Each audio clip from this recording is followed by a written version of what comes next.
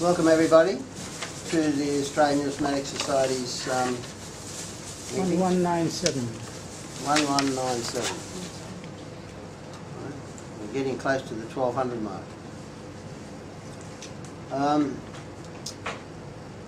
Okay, we have apologies from Rudy, Robert Tonner, Damien Greenwood and John Minikos. Is there anyone else? Murray? Murray Brad.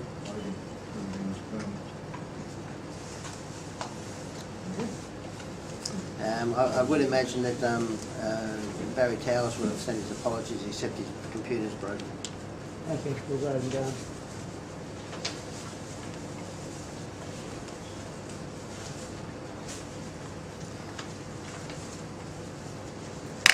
Okay, no other. Okay. Next month's meeting on the 11th of March. Now we're having it down at Noble Numismatics on the 11th of March, because he'll be showing us the highlights of his April auction. So our March meeting is going to be looking at the April auction. So that'll work out quite well. So just remember that. But we always start it down at Noble's at 7:30. Just remember that, because yeah. But I guess, well, we're not too sure whether we'll be out the front or out the back. You know, if there's no one sitting out the front, just, ring the bell. Ring the bell, and somebody will come and run. Previous. Okay, but the last few times, though, they've set it up with the projecting it on the wall and what next. So yeah. So anyway, Maybe look, but just try. It is 7:30 because Jim likes to get away, or get us out of there earlier, so that they can finish off the night. We'll have Colin give us a brief update of his travels to New York, what happened there, but you know, it'll be a 15-minute resume. Right. Okay. We've been informed that the NAA conference is on at the Sydney Library. Yeah. That'll be across the road from Jim Noble's place. Yeah. On the 6th and 7th of April. There's a registration page on their website. It's $130 for the two days. And there's a Chinese dinner on the Saturday night. There's no price on that. You pay for whatever you order. Whatever you order. Okay, the NAA conference. So look, well, it's on in April, so we'll probably get more information about that NAA conference for our quick March meeting. I won't be there, so I hope you're going to represent the ANS, because that's the first Saturday. Conference. First Saturday, and I'm running a stamp fair.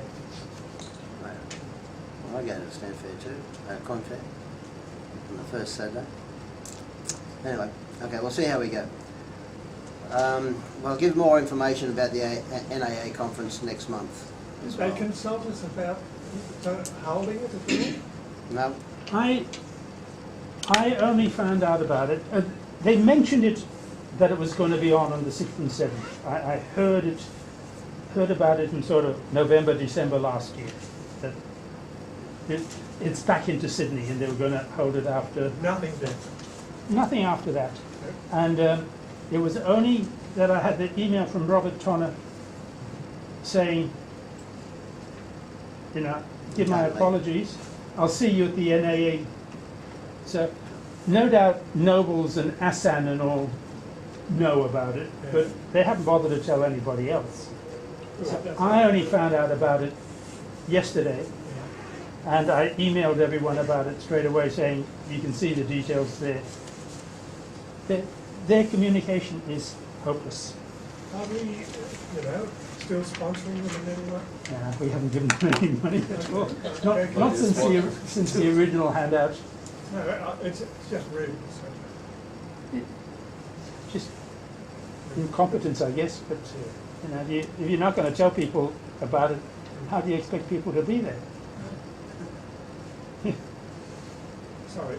That's all right. No. It'd be interesting to have a look at the list of speakers. Well, even that, they said they're still arranging the speakers. Yeah, I couldn't find it. I was looking today. I couldn't see anything. Yeah, it's still on the website. You know, I think probably they're still asking speakers. They're asking and they're inviting people to give a 5-minute talk on whatever they want sort of thing. It takes a long time for messages to come through from West. It's all run by West Australia now. Yeah. Yeah, I think, yeah, anyway. Now, well, maybe it might be worthwhile sort of asking them for more information. You know, because if their website's not updated and yeah, maybe they have got a bit more information that we can sort of pass on to our members. Yeah, I'll send an email to Walter and Yeah. see. Unfortunately, I think it's all left to Walter to do, you know? and he goes away.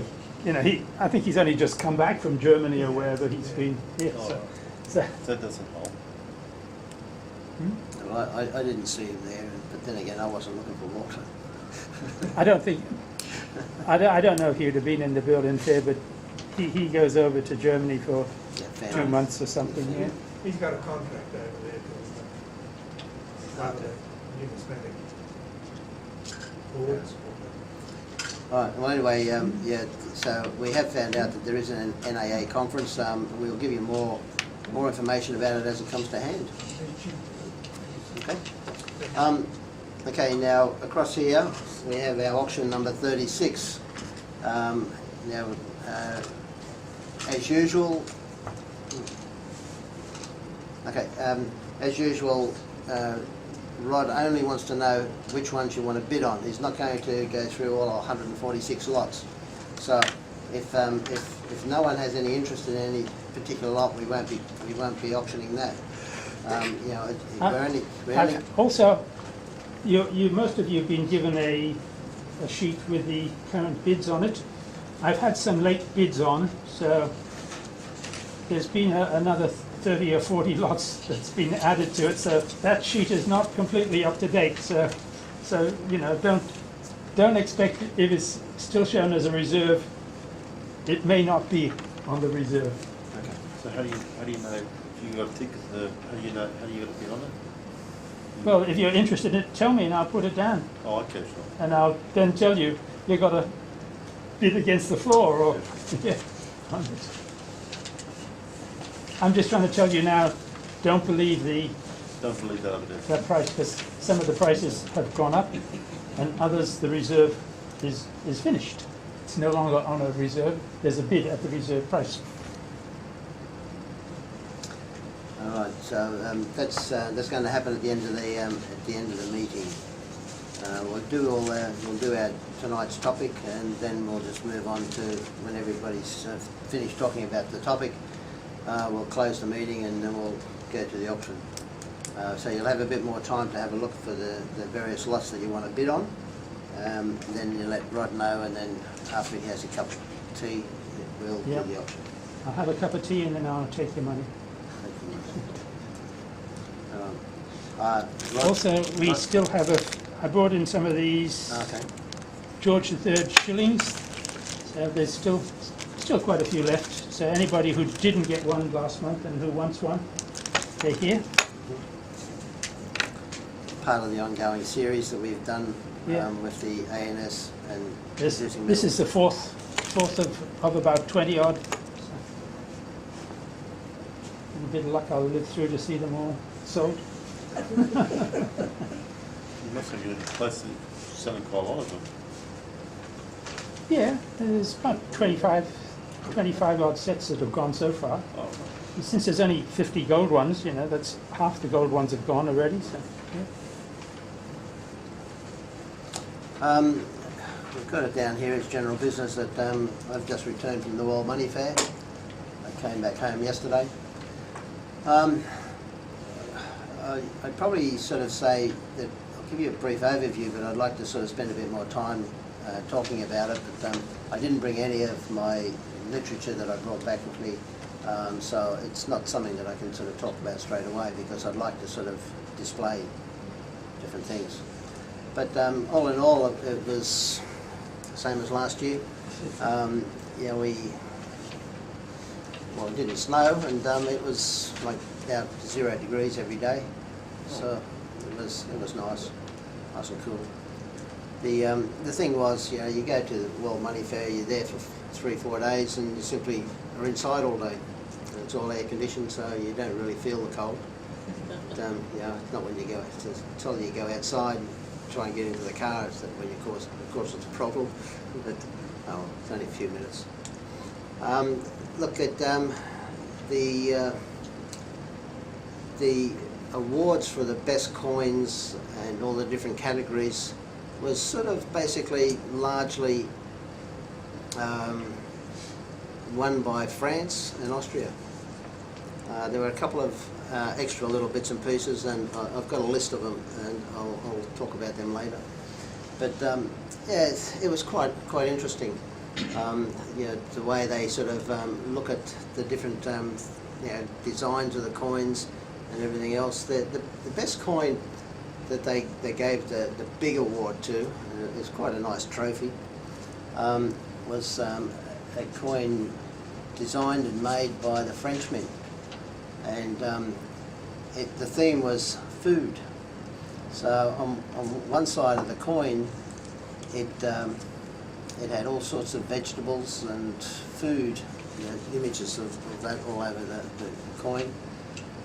And on the other side, it had an egg. An egg. Was it a current coin? It was these were coins designed for 2017.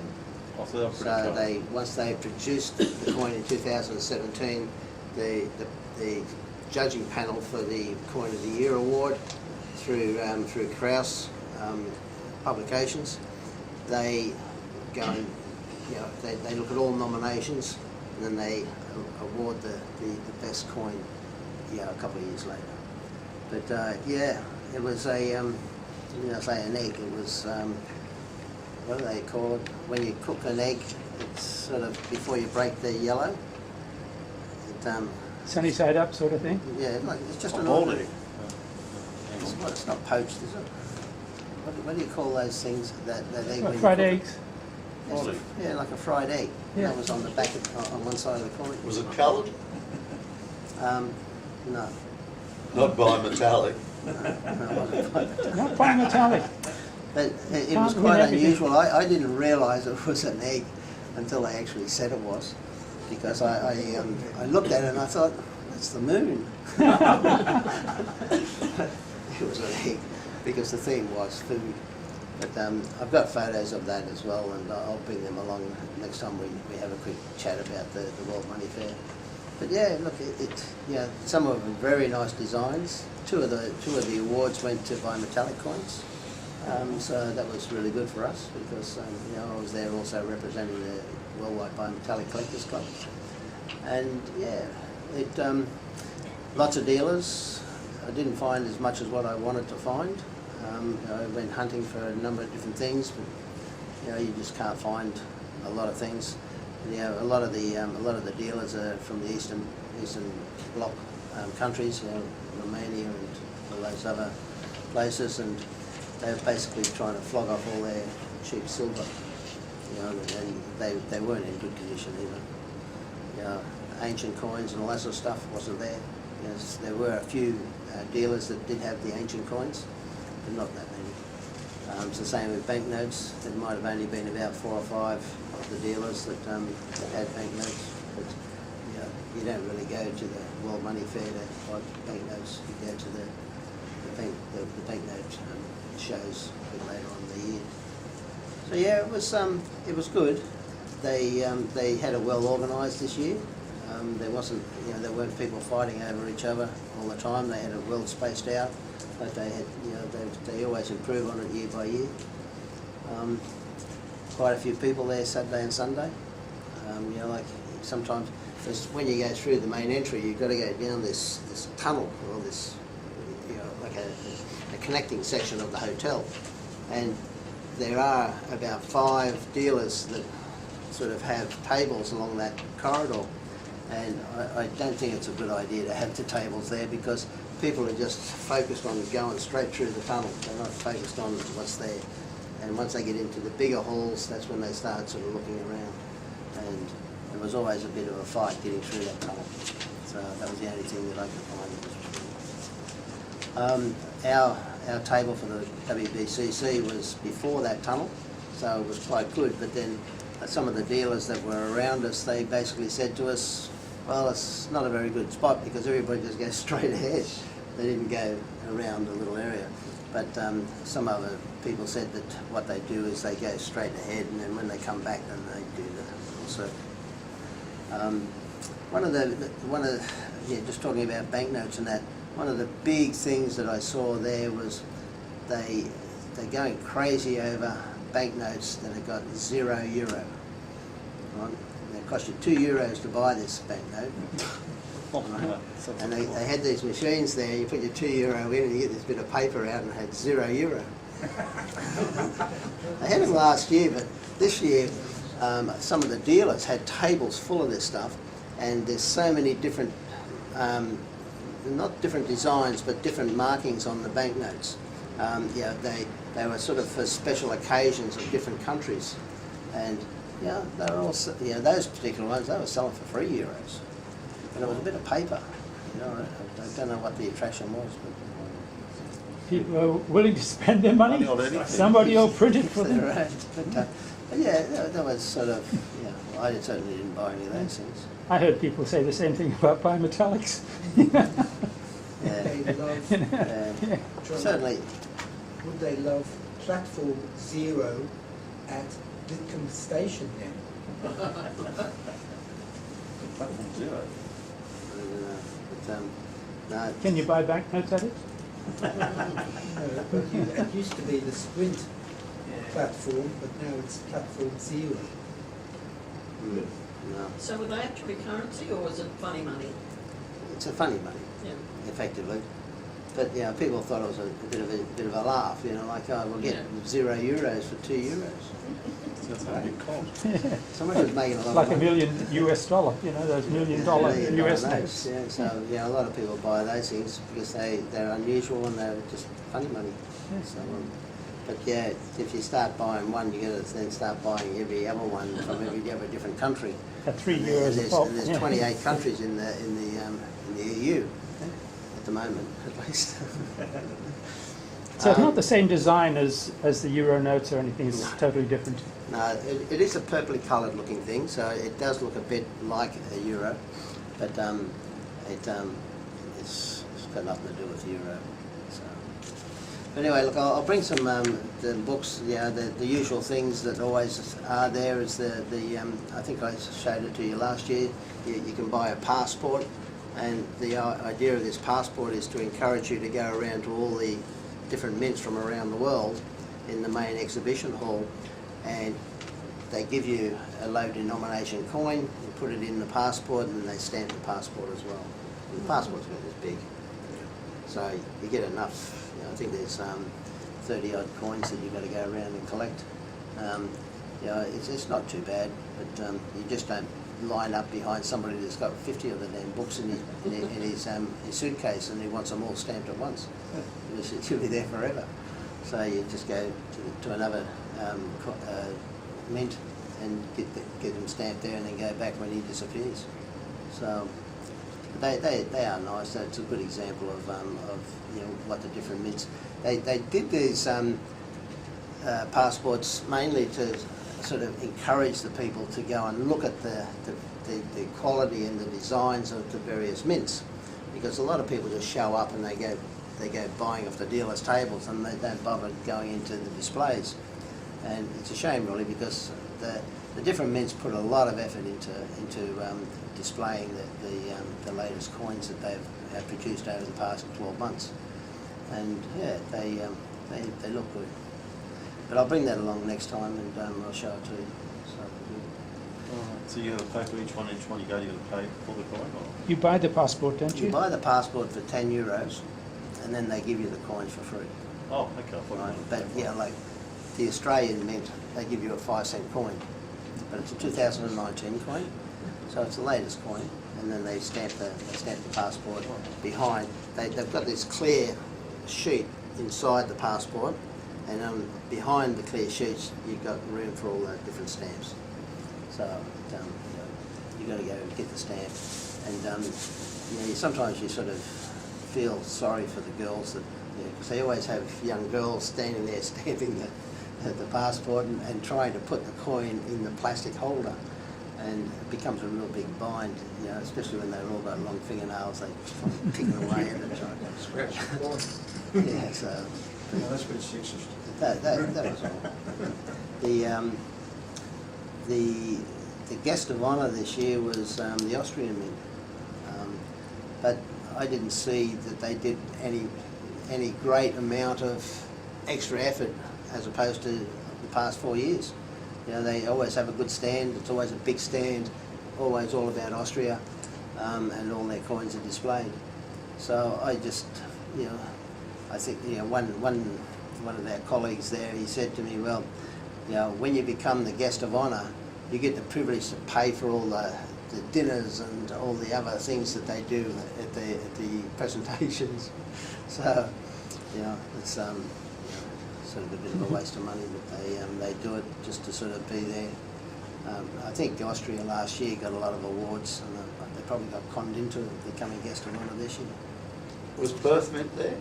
Yeah, Perth Mint's there, but they've always got the same stand, you know, sales and everything else. Australian Mint's always there, so they don't change their design. The first year they had a good display because they were guest of honour, and that was back in 2015. For the past other 4 years, well, they've just had basically the same sort of design, kangaroo, multicoloured. They were sort of giving things away.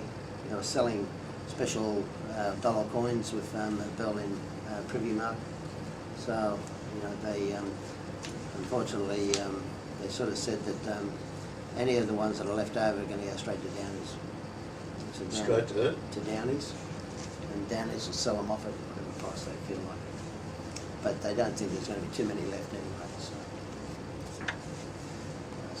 but a lot of people, you know, they're always kept busy. You know, I went there and I spoke to the girls there quite a few times in the process of the weekend, and yeah, they were always busy talking to somebody.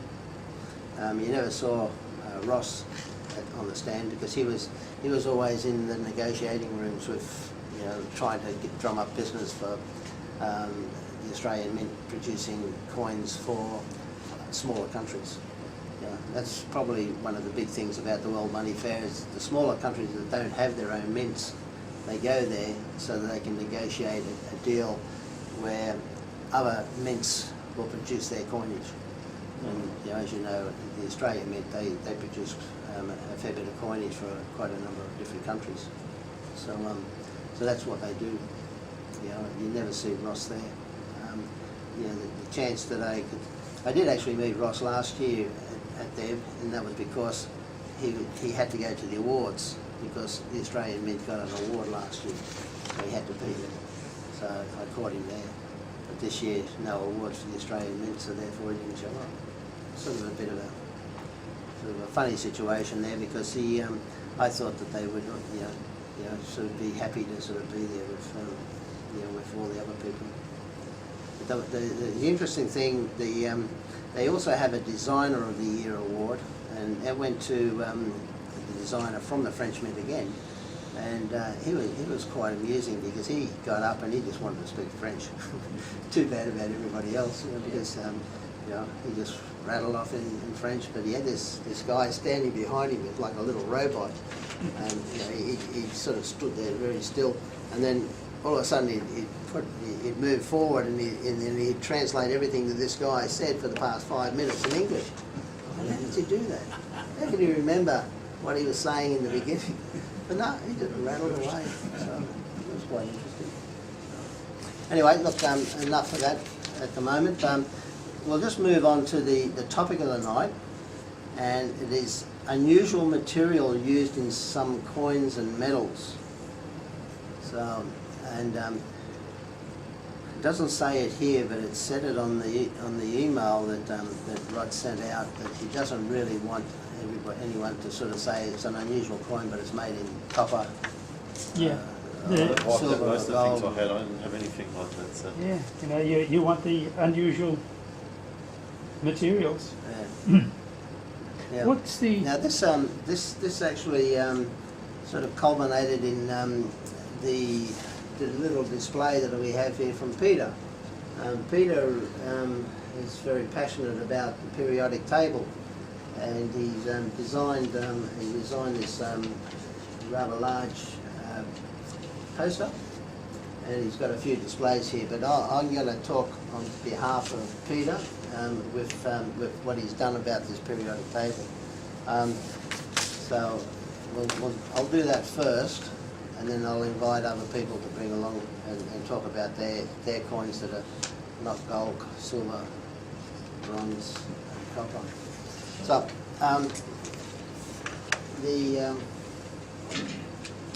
so this is a display that Peter, and I don't know whether you all had a look at it, but Peter's made this table up for various. Hang on a sec. Right. So tonight's meeting recognises the 150th anniversary of the first periodic table. So it's the 150th anniversary. And this is why Peter's sort of quite passionate about this, and he's produced this poster. The periodic table was produced by Dmitry Mendeleev in 1869, and that's a picture of Dmitry here. So Peter's put a fair bit of effort into sort of researching this periodic table. A lot of scientific tables that I've seen over the years, they just simply do the middle bit, and you've got to say, oh yeah, what does all that mean? So you sort of, if you don't know what's going on with it, you just pass it by. But Peter has done quite a good job in explaining to us that Dmitry Mendeleev in 1869 was credited with the discovery of the periodic law. This law states that the chemical properties of elements are repeated. This repetition gives rise to families of elements, including those of metals, for example, copper, silver, gold, then nickel, palladium, platinum, and other platinum group metals. Now, other metal families exist which may not be as well known and are often unsuitable for use in minting. So that's a bit about the periodic table.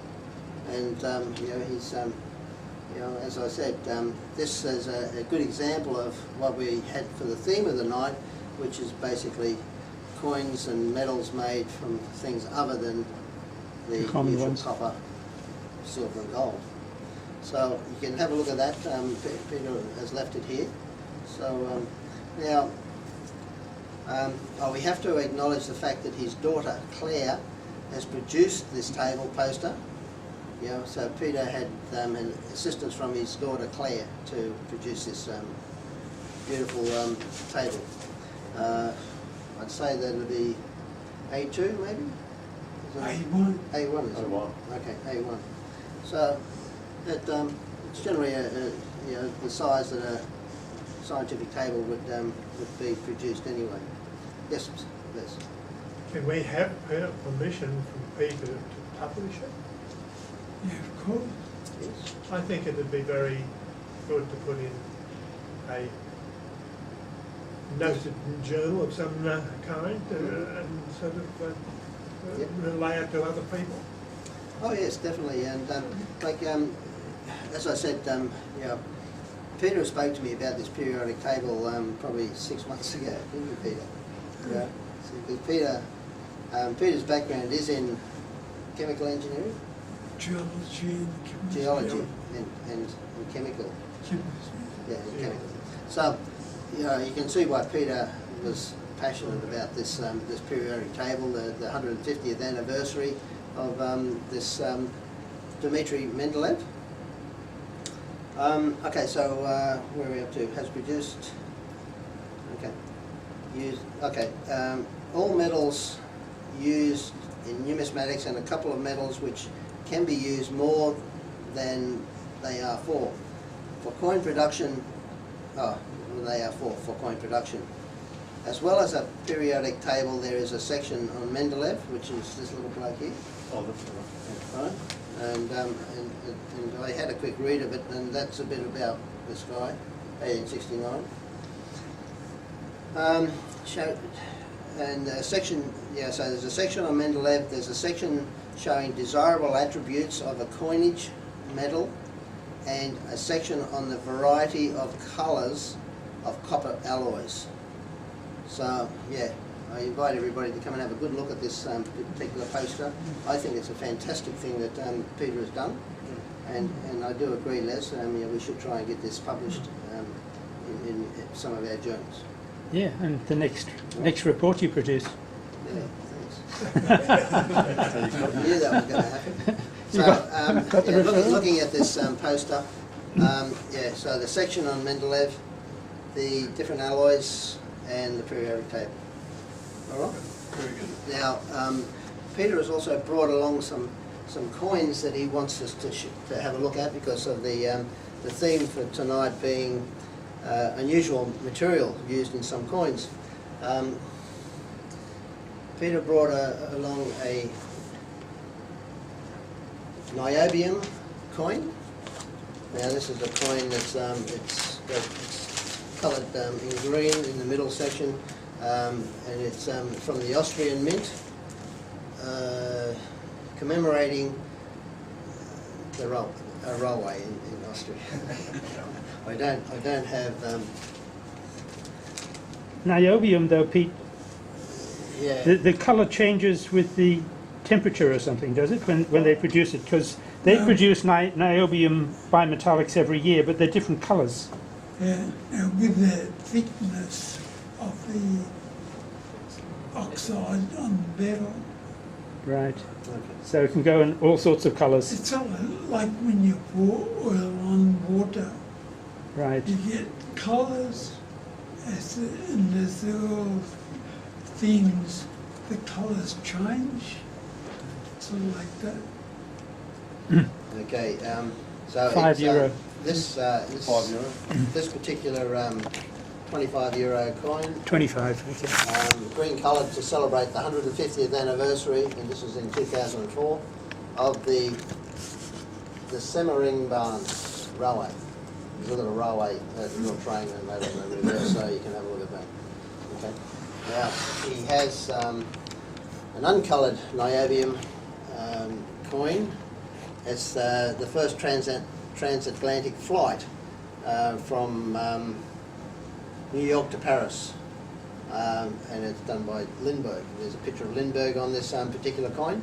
Actually, it'd be nice to show that on the. That's the first one. So we get a record of. That'd be something to do. Have to do something. That's the 2004 niobium coin with the green colour. 150th anniversary. 2004, and that's the railway, the train, the railway, 150th It's got something to do anniversary. with 7 the next one. Okay, the Semmeringbahn. So that's basically the train. Okay, the this one here, which is the Were they in circulation? No, these are commemorative. Austria. This particular coin that Peter brought along is uncoloured niobium. It's the first. It's first in the series, the first transatlantic flight from New York to Paris, and Charles Lindbergh. It's 2702. But it's a niobium coin. Niobium. Did I say that right, people? Okay. The next coin that Peter brought along is a titanium coin. It's from the year 2000. This is a millennium coin, so I think maybe they produced titanium, sort of figured that, because they figured that copper and all the other coins are going to disintegrate in the year 2000, so they made them out of titanium. I don't think so, John. So, now this again is the first. Okay, the first titanium coin is a millennium coin of 2000 from the Popjoy Mint in London. This is on Gibraltar. It's a Popjoy, yeah, on Gibraltar. The Popjoy is basically do all their coins.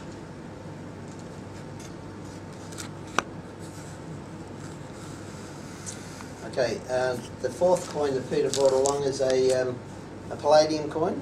Palladium. Palladium. palladium. Palladium. Oh, this is from the Australian mint. Yeah, it's got emus on it.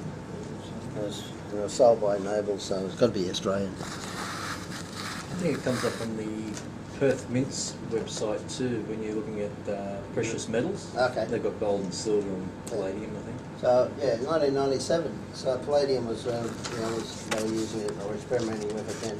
This is perfect, isn't it? Yeah, perfect. Yep. $40. Oh, sorry, no, Australia, Royal Australian. It's, Oh, yeah. So that's it's Perth Mint approved- sell it in looks bar like it's a form. approved coin as well. So,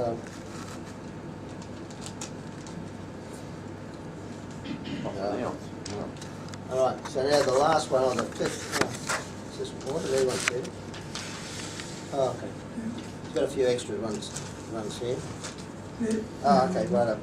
Okay, the fifth coin that he's got here is a trimetallic coin, which he's trying to get into Rod's good books.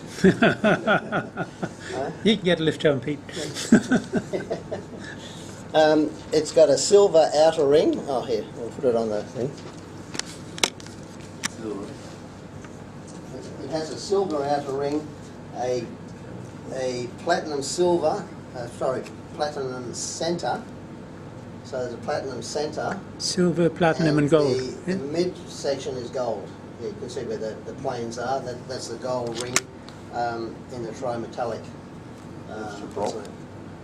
So I suppose even though we were trying to exclude silver and gold, the fact that it's got platinum in it, it sort of passes the criteria. so we got that one there. That was produced by the Popjoy Mint. The Popjoy Mint in London. Oh, okay. Gibraltar. Now, he also brought along a couple of three other coins. Now, this particular one, these are pure metals.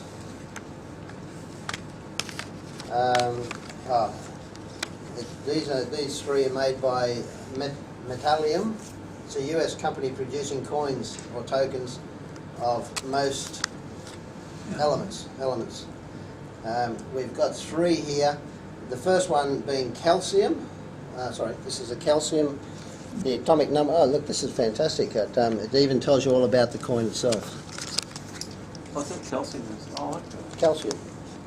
It's an alkali earth metal. Thank you to coin. Yeah. Where's it from? An alkali earth metal. Yeah, so that's the calcium. But just move that down a bit on the. So where's it from? These are tokens from the US. It's a company Metallium. Metallium, it's a US company producing tokens. So it basically tells you it's a silvery white metal, chemically reactive with and will tarnish within seconds upon exposure to the air. Oh, so you better not let it stay up then. I think it's sealed in that plastic container, so it's not too bad. There's a bit more on that little card. Yeah. So calcium, the atomic number is 20. So maybe if you, I don't know, I hear calcium, Ca, on the periodic table. Melting point. Don't burn your fingers. Oh. The next coin that Peter brought along is lutetium. Lutetium. Lutetium. Lutetium. Never heard of that one. Lutetium. It's another rare earth metal. Oh, lutetium. Oh, okay. Lutetium. So these three that Peter is showing, they are pure metals.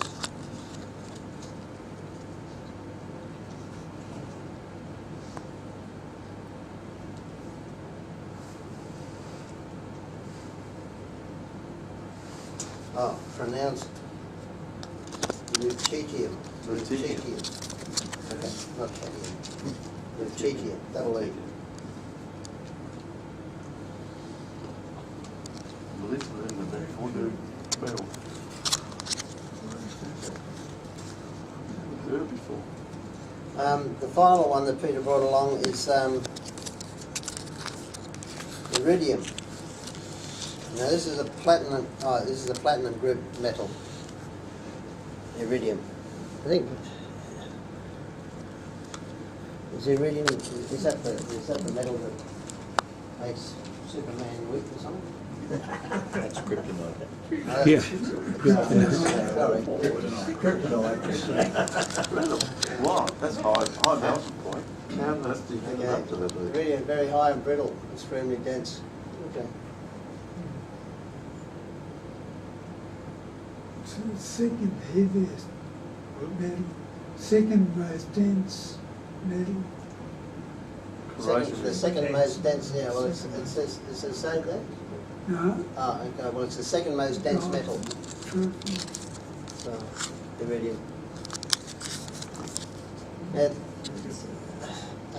well, that's all that Peter's got to show, but Peter, I will ask you a question. These three tokens, did they produce those tokens so that other chemists and other people in your profession have an example of various metals? no, I just picked those at random. They're making coins of all the elements. No, but what I'm saying is that this Metallium company in the US, do they produce those as examples for the up and coming professionals in your trade? Well, part of it, that is their thing, to make them available to whoever wants to.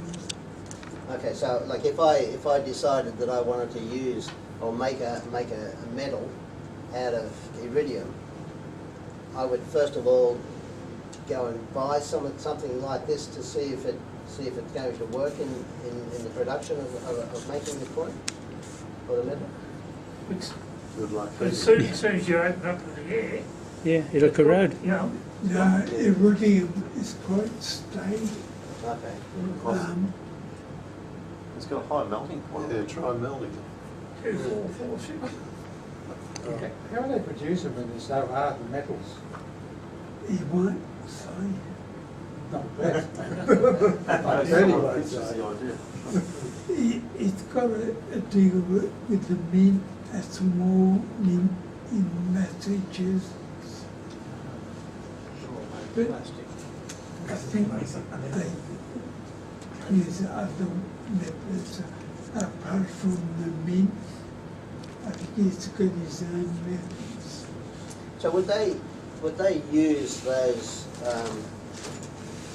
pure metals to sort of mix it with other metals to, you know, like what they do with silver, because silver's soft, they put tin in it.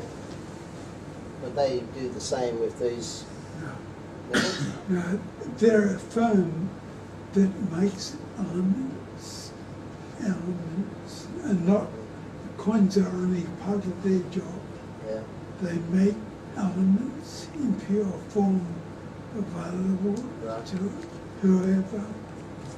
Yeah, so like if I was going to experiment to try and make a new type of metal, and I said, well, I'm going to mix some lutetium with iridium, and I'm going to get those three. Eh? You can't do all that. Can't do it? They Right. don't do that. They just Gonna turn heat it up? elements. No, but Like oil and water. what do scientists do? You know, they experiment all day, every day, and they hopefully come out That'd be with very expensive. they sort of come out with a result. Lutetium. Yeah, but they try and turn lead into gold. They don't try and turn gold into lead. I'm optimist in the other way. Yeah. All right. Well, anyway, that's Peter's contribution to tonight. All right. Yeah, look, I'd encourage everybody to have a look at this, and by all means, maybe if you've got any questions about it, talk to Peter. Don't talk to me. You are. It's just another poster. Okay. Now, who else has got something to show? Okay. One as shiny as yours. I'll leave this here, Peter, as well. That's the talk. I've got 3 offerings. My first one is the good old USA. You got the steel scent? The steel scent, yes. Oh, I didn't think about the skill set. Mine are all Warriors. magnetic today. Makes it They're all easy. magnetic. Oh, well, except for the Denmark one. Yeah, there we go. So, Warriors. 1943, the US steel scent. It's actually a zinc-coated steel, and I've got some vintages for you. 684 million of no mid-mark, 217 million D mid-mark, and 191 million S mid-mark. So it's not rare. The cobblers anything. Yeah. My second one is another steel coin. Well, this one's, they class it as iron. Austrian 1916, Karl I, Oh, 20 yeah. Hillier.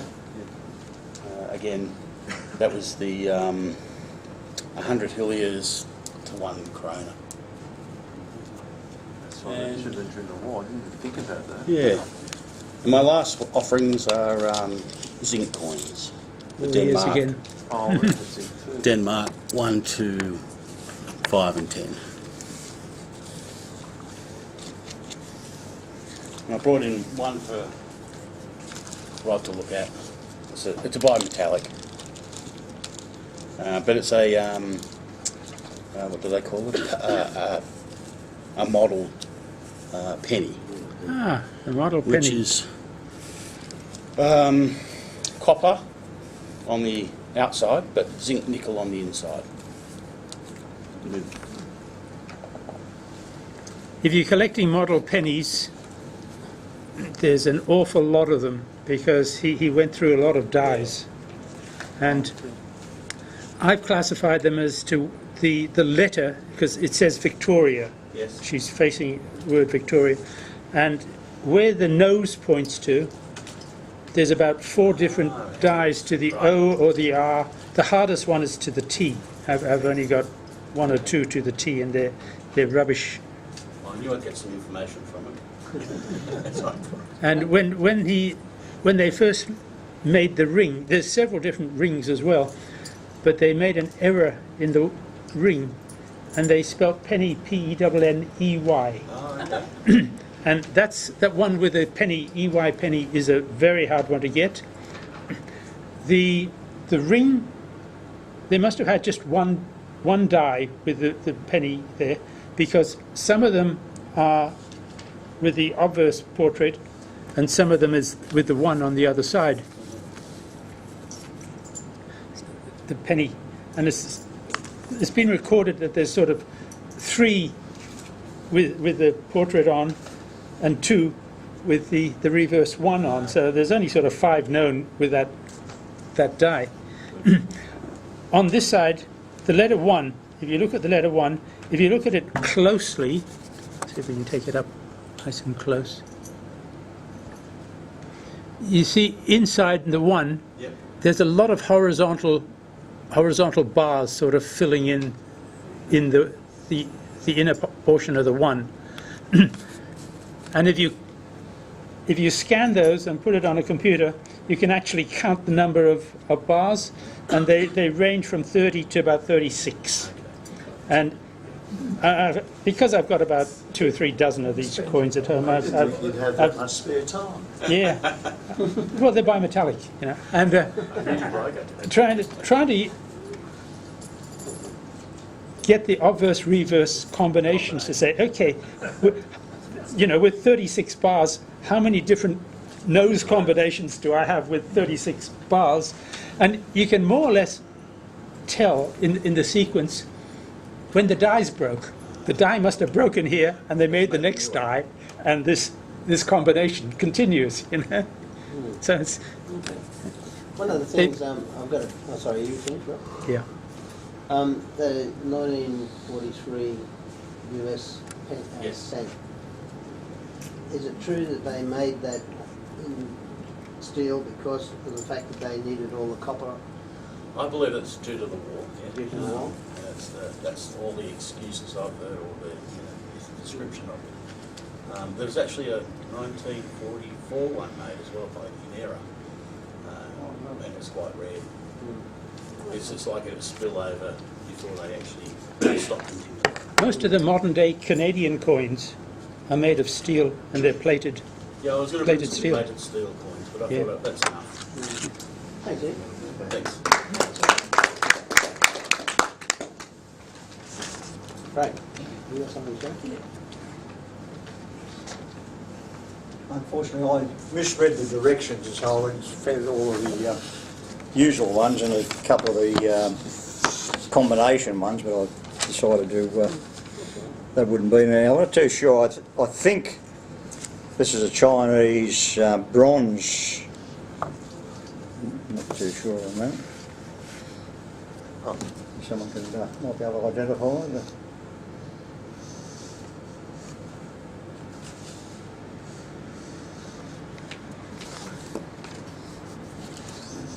As a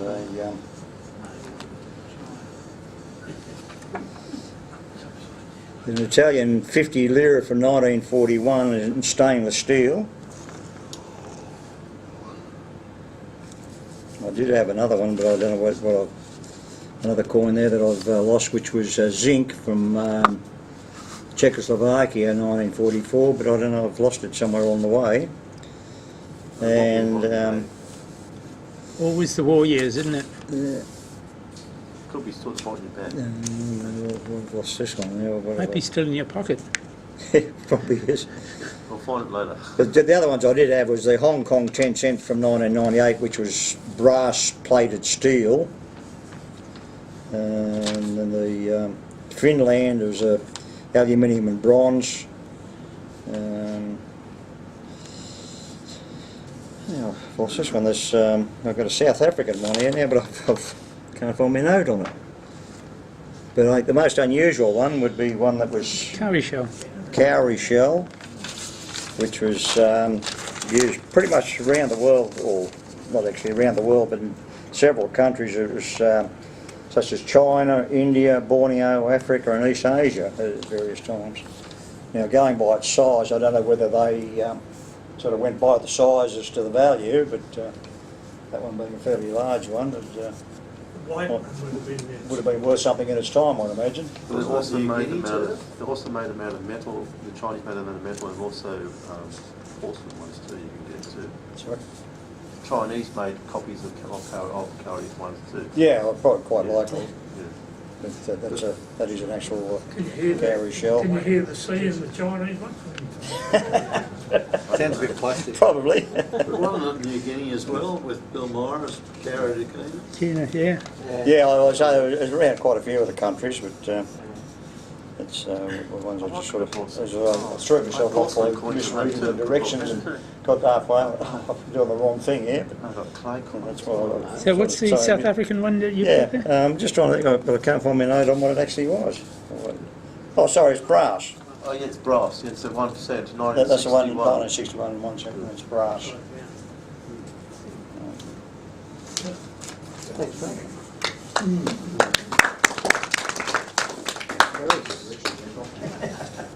Maurice, have you got something to say? No one put in money from Yap. Oh, you need a Definitely would have got it through the door, but no one did. The Yap big stones. Yeah. No, sorry, I never collected them. Lindy, did you bring something? No, sorry. Yes?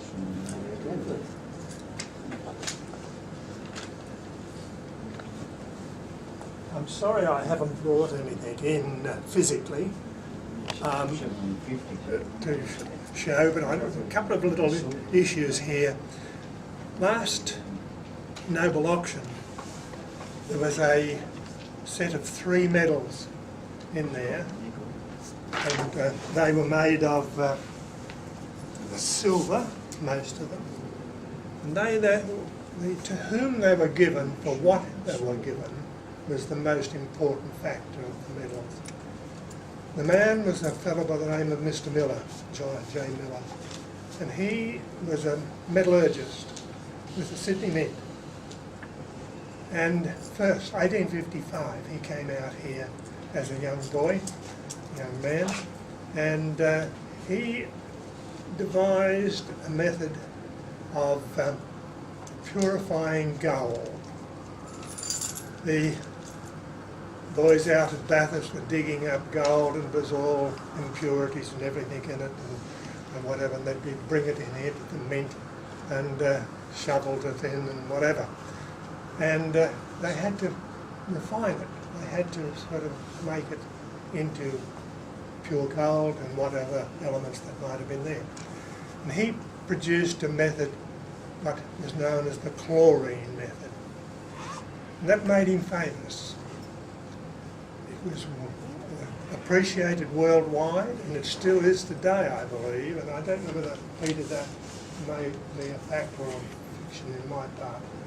But he got these 3 medals throughout the world, and here in Sydney for the 1855 exhibition, and in silver. And they went through Nobles with very little ado. It was all the details of his work that went with it. I haven't seen that as yet, but I will. And they've gone into the hands of a friend of mine, and he's very, very happy to have them because they are rather unique medals to this fellow. French medals, Australian medal for the 1854 exhibition. But that's just on his, and I've got another medal that I have somebody asked me to sort of look up and see what I knew about it.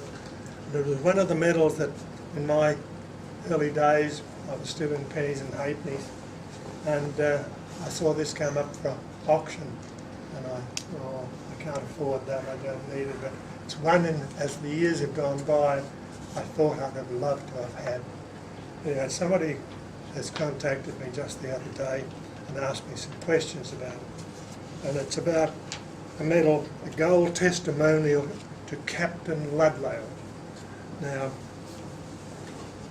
Captain Ludlow, it's in gold and silver, by the way, this medal, and it was presented to Captain Isaac Ludlow and the crew of the US whaler Monmouth for rescuing survivors of the immigrant ship Meriden, which ran aground on Amsterdam Island. Who knows where Amsterdam Island is? New York, isn't it? No. It's halfway between Perth and South Africa. And it ran aground in Amsterdam Island, Indian Ocean, on the 24th of August 1853. In Sydney, a testimonial fund was set up, chaired by Captain Robert Towns, which raised around £500. They commissioned silversmith Clark and Ellis to make three gold medals and around 24 silver for presentation to the crew of the Monmouth. And that is the drawing of it. There, did I give it to you there? No, that one. Not in. It's a lovely design, and I've only ever seen one, and as I say, I didn't buy it. But I've enjoyed the knowledge of it and whatever, and there's apparently another one that's turned up, and it'll might hit the newspapers in the future. But anyhow, it's How not. far is that from Mauritius Island? How far? Yeah. Halfway. Halfway Between Perth or the other one? Halfway between Perth and South Africa. Yeah, Mauritius. I know where Mauritius is, Yeah. but I can't tell you exactly. Is it, I was wondering whether the other side or this side. Oh, well, there's very little the other side of Mauritius. You're getting close to Africa. Yeah. So it's Yes. in midway. Oh. Anyway, that's just a few little pieces of what I had to offer. It's interesting you say that about this guy, this chemist that developed a technique to purify the gold. Because on the flight going over to Europe, I thought to myself, I just watch a movie before I try and sleep. And I picked on this American cowboy sort of thing. It was based in the gold rush in California. And it was called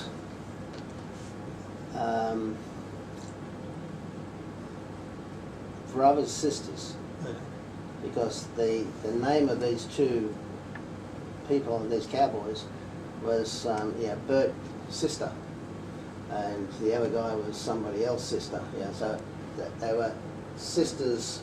Their surname was Sisters Brothers. They were brothers of the same surname. It was a bit of a comedy thing. But what they were doing is that they were going around killing people, right? Because there was some rich bloke that would call in a debt because some guy didn't pay him, so that he'd send these two guys around and he'd kill them. Right? Well, anyway, they came up. As they were travelling over towards California, I think it was, they came across this chemist. I won't say, like he wasn't a real cowboy. He was just he was a smaller person, and you could see that he was very educated, and he was a chemist. And the reason why they just didn't kill him was because he kept telling them that he was going to California to purify the gold. Oh. Now, whether that was sort of whether that ties in with what you've just said. Well, his method of purifying went worldwide, and that still is used, I believe. Well, what they used to do with the electum, which is silver and gold mixed, that came down the rivers originally, they used salt to... Salt? Yeah. To break it up into silver and gold. Well, Mr. Miller, by way of interest again, he left Sydney Mint here, and when Melbourne opened in 72 or 3, I think it was, he went down there as their head metallurgist or whatever, and he stayed with them there. And this is where these medals turned up, down there in Melbourne and sold here. And he became very famous worldwide in that field. Anyway. Les, before you go, did you have a Halloran medal? Did you know there's another one coming up with Downings? Yeah. That's the first there wouldn't be many of those either. There are, I've got, you've not read my article. A while ago. It's in the journals. In one of the, yeah. And I've also, I wrote it up in the Australiana Society magazine, and there's a listing in there of every known, all the known medals that were given, and all the pens that were given. But that Halloran medal is the first one in 1925. 18, is it? 1825? 1825, yes. Yes, that's a nice one, that one, to Campbell. Anyhow. Thanks, Les. Thank you. David, have you got anything that... Not terribly relevant, but if you're taking recent acquisitions, they'll... Yep, recent acquisitions is a good idea. So I've got one as well. Those of you who heard my talk at the Coffs Harbour Conference last will realise that I showed a few Maltese coins, and I decided I might collect a few. So a little bit of addition to the collection. Maltese coins, that is, of the Knights of Malta, which Napoleon sort of ended their dynasty in 1798 on his way to fight Nelson in the Battle of the Nile.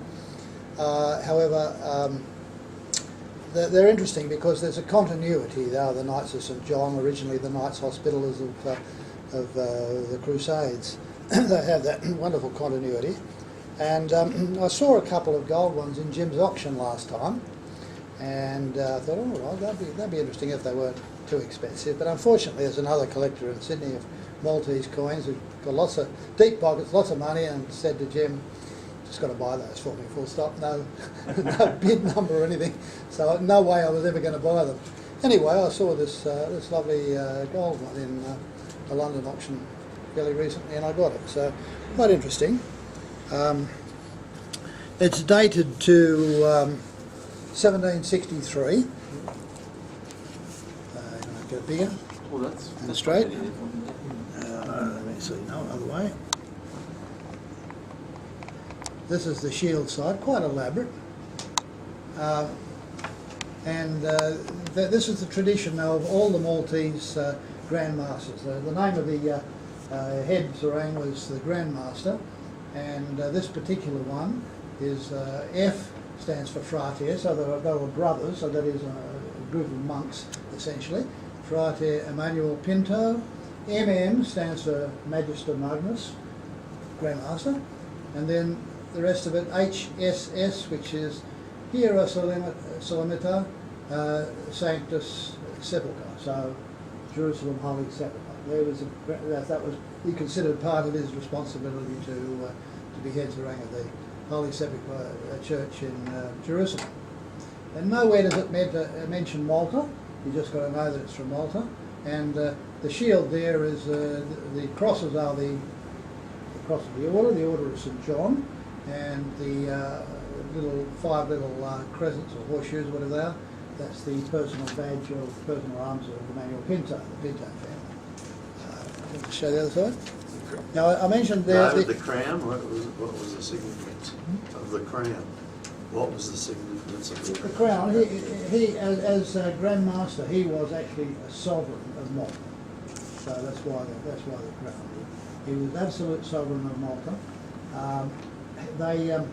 The Knights of St John were defeated by Solyman the Magnificent when they were in Rhodes. They were originally in Rhodes at that time, and 1521, great siege of Rhodes, they didn't get defeated, but they were allowed to sail out with their ships and arms as part of the negotiations for surrender, and they wandered around the Mediterranean for a while looking for a home, eventually went to Rome, asked the Pope where they should go. He negotiated with the Emperor Charles V, who was the nominal lord of Malta, and they were actually given Malta as in sovereignty to rule it, and the peppercorn rent was one Maltese falcon per year. So have you ever seen the Humphrey Bogart film, The Maltese Falcon? That's where that all came from. Anyway, back to the story. Here's St John. Below, obviously, is meant to be the Lamb of God, Jesus, and it's the quote around in Latin, non surrexit maiorem, it should be, doesn't have space to the EM, but the full quote, which is a quote out of the Bible, Matthew, which means none greater hath arisen, which is the words of Jesus speaking about John the Baptist, who's depicted there in his animal skins and holding the flag of the order, and below SX, which is the value of the denomination. The larger coins were scudo. Scudo means shield. And these ones are scudi X10, 10 scudi. That's the denomination. Now, it took me a little while to work out. The main silver denomination in these days in Malta was the Tari, which was a name right from the Middle Ages, T-A-R-I. And a Tari was worth about, and the one Tari coins, I do have, I've got one, worth about a penny, penny and two-thirds, that a bit more than a penny halfpenny, but not quite double English. And there were 12 Tari to the scudi and 12 scudi to the English pound, as it was once then. So 144 Tari, therefore, 1 English pound. So Tari was more valuable than a penny, but they're silver, so not unreasonable. So I've got a 4 Tari piece, the only other coin I bought. This is the same man, Emmanuel Pinto, but here's his portrait. And this coin is about 8p English. There he is, Emmanuel Pinto, 1768 MM, Magnus Magnus. And lovely 18th century wig, contemporary of George II pretty much. Just flip her over and you see the other side, quite a distinctive. Just a geometric design with Similar. same sort of thing, yeah. But it's got silver. here this is interesting too. It says MM Grandmaster. It might be an M actually. It might be more. It's S Set Heres. So that's all abbreviation, but once again, it's Holy Sepulchre of Jerusalem. And T4 Tari. It's got a denomination on too. I'm not used to these modern coins with denominations and dates, but at least they. I thought it was a little bit different. They tell you what I it thought it is. was a little bit different. So that's about it. Oh yes, and I worked out that they also have. I've got a 30 Tari piece. A 30 Tari piece, a great big thing. It's called a Maltese dollar, and 30 Tari is 2.5 scudi. So they made 30 Tari pieces. That's the biggest silver coin, and they also made 2 scudi pieces, which are a little bit smaller. And because this is a 10 scudi, which is 120 Tari, that's about 4/5 of a guinea. Guinea is the English penny. So it's just a little bit smaller than a guinea. Thank you. I won't be buying too many of them because they're rare and they're scarce. Pat, did you bring something? No, Peter. George. Ross. So I go to the kettle. It's going to work. No, I didn't bring it. I didn't. Yeah. I didn't realise I had something. What I had. It always happens. Yeah. I didn't realise that steel was zinc. Tin. Tin. We'll start off with the James II tin farthing. I bought these because you've seen these before actually, because they're tin with a copper plug to stop the forges. But tin coins are very hard to get because the tin oxidizes and it flakes away, and you end up with this pretty cruddy mass of metal. But this was a very nice James II farthing from Great Britain. His brother Charles started them off in the 1678, 79. The price of tin had dropped, and because the Crown owned most of Cornwall, where the tin came from, and the people were out of work and what next, they had to figure out a way to push the price of tin back up. Why not use them in the currency? So that's what they did. Unfortunately, tin is a very soft metal, and it was pretty easy to forge because of being so soft. That's why they put the copper plug in to make it harder on the forges. Even though, if you forge the currency and you got found out, exit you. But now, I think that's also a tin piece, but I'm not. I can't actually see it. I think the Charles the one, Charles the First tin piece. I think that's one of them that I've got. It's not a very nice condition one, but and it's got the Britannia on the reverse. These tin pieces, when you do find them, they're very hard to find. There's not many around, and to get them in a condition like this one with the James is pretty hard. I bought these ones from Spinks probably 20 years ago. Unfortunately, when I bought them, and that's a tin halfpenny, you can see some of the oxidization coming on the edges there. It's not in quite the same condition as it was when I bought it. It's sort of deteriorating a bit.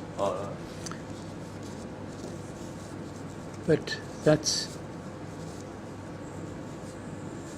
Britannia there. Which way is up?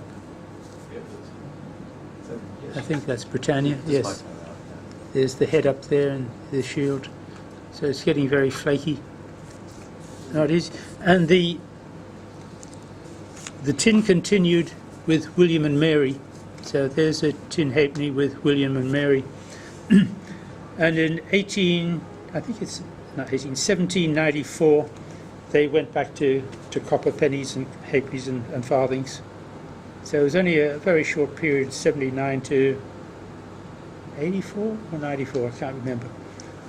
But it was only a very short period that they used the tin. Thank you. That's okay. Right, I didn't miss anyone? No? Okay. I've got a couple of things to show on the theme for tonight, as well as a recent acquisition. So I'll just finish off that, and then we'll have a cup of tea or coffee, and then we'll go straight into the auction after that. One thing that I managed to get at the World Money Fair is the new Canadian $10 note. Now, this was only just released about, I'd say, the third week in January. It came straight over because one of our colleagues that I meet up with over in the World Money Fair, he was from Canada, and he grabbed a few and brought them over just to entice us to swap. So did you take some of the Aussie 10s across for him? Nah, I actually paid for dinner and then he gave me this. So I think I probably lost out on that deal. But the interesting part about this particular new note is this lady on here. Now, we have coins about the women's enfranchisement. Over all the years where women are standing up for their rights, etc., etc. This lady here, and her name is Viola Desmond. She was being politically correct, a suffragette. No, what she did basically, she in Canada in her time, apparently women, dark-coloured women weren't allowed to go to certain places, and she used to always stand her ground and said, "No, I'm going in that place." So she was the one that was causing a lot of people to think about what these antiquated rules and laws are. And he told me all about it on the way home in the car, but I forgot about it. But that's quite a nice banknote, as you can see. And the other denominations are this way at the moment from the Canada Mint, and they look very similar to the Australian new $5, $10 and $50 notes, where the actual clear window goes right through the whole note. But this one here, the first one that they've done in the vertical, it looks promising. So if you want to have a look at that. She like Carol Chisholm on our notes. Oh yeah, sort of. But no, she was more to do with standing up for women's rights.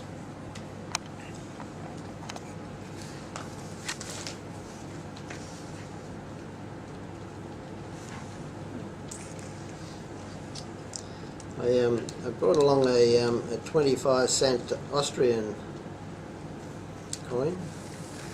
Pretty sure it's from Austria.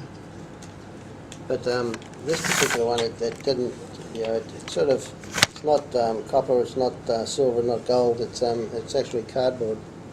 So it's a 25-cent. It's gone cuckoo. Right. I'll just take that out. I'll put it back.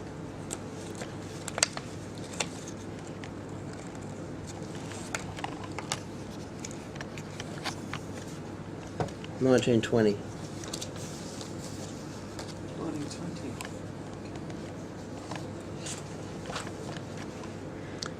January 1920. It'll be 100 next year. Well, it was they used it to pay for things at that particular time overseas. I found this Monte Carlo collection. And I was surprised that it's basically casino tokens. I've got a certificate of authenticity, but these casino tokens, they are basically, I'd say a clay or something like that they made these they're from casino Monaco. tokens. They're from Monaco, no? Monte Carlo. Oh, Monte. Yes, Monte Carlo. Monte Carlo, yeah. And, Monte Carlo. you know, even though I've had this thing for so long, because I do collect casino tokens, and it's actually got a certificate of authenticity. It's number 107 of 2,500, but it was made by Roberts. Really? And I thought, I don't remember that. Well, they put out a set back in the 80s, I think it was. Did he? Yeah. And it was signed by Darren Harris Yeah. as the director. It says here director. Well, I've never met Darren. You probably Yeah. know Yeah. Darren. He's in the wine these He's days. in the wine these days. He left it and started his own. Went to his wedding. Yeah. There you go. Yeah. Went down to Melbourne, didn't he, Darren? Yeah. It doesn't really say what the gambling chips are actually made of, but it says this is to certify that the collection of 10 gambling chips accompanying the certificate comprises original and authentic pieces used in the Société des Bains de Mer Casino in Monte Carlo. So, yeah, so I thought I'd Modern bring that day along. ones are made of plastic with a computer chip inside, so they know if you take it out of the building. I've destroyed some. I've worked with a shredding plant. Yeah, so that's it's, sort of authentic casino tokens. They've got to be authentic because he put his name to it.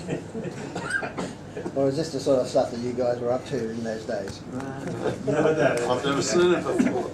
Oh, they've been around. I've seen them before. Yeah. About 80s or maybe early 90s they come out. Yeah. Okay. The final ones that I brought along, like I suppose everybody knows about the wooden nickels from America. They're generally just little round wooden things that people stamp their name on them and everything else. But I found some years ago a wooden souvenir, right? And they made them square, but they make them out of very thin, sort of like balsa. Right. A balsa one. Yeah, but it actually says it is. This particular one is 2 wooden nickels. So it is a currency, but the currency. Where did I put those things? These are basically like souvenirs, and it does say if it's unbroken, it's exchangeable in trade in any store in Norwalk, and redeemable for face value, which is 2 wooden nickels. 10 cents. In United States coin until August the 1st, 1951 at 2 p.m. at the Southwark Trust Company or the Westport Bank and Trust Company. Right, so it was basically a souvenir thing that they put out, but wooden nickels are all souvenirs anyway. So that's that one. I have a whole series of them here. For different festivals, they put them out for different festivals as well. All different states in America. This one here is from St. Petersburg in Florida. Again, it's redeemable. It'd be better read on the what's it? The 29th annual Festival of States. So again, they're more of a sort of a festival type currency. 2 wooden nickels and 1 wooden nickel. So it's in Petersburg. 1950.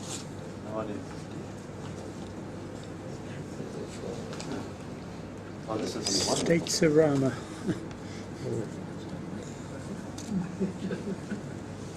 Yeah. There's another one here that I like. There's another 2 wooden nickel one.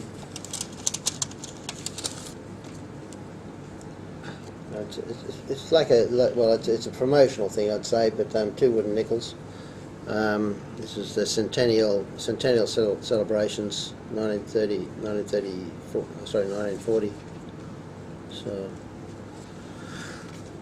what's that one?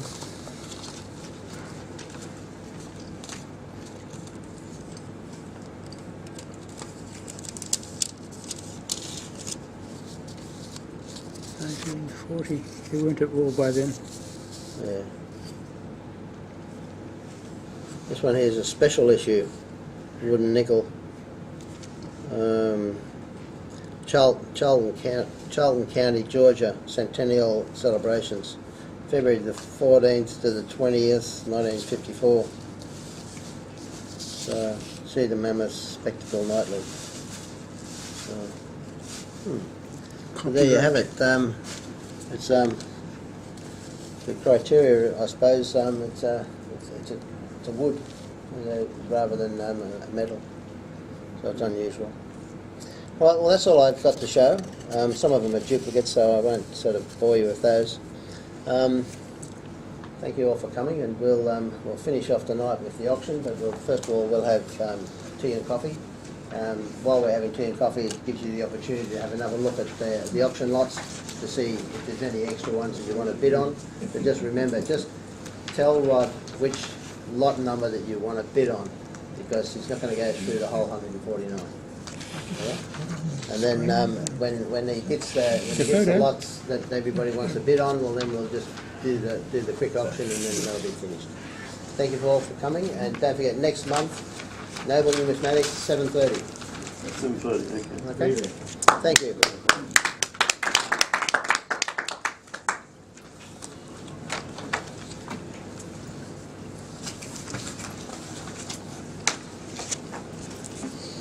Right.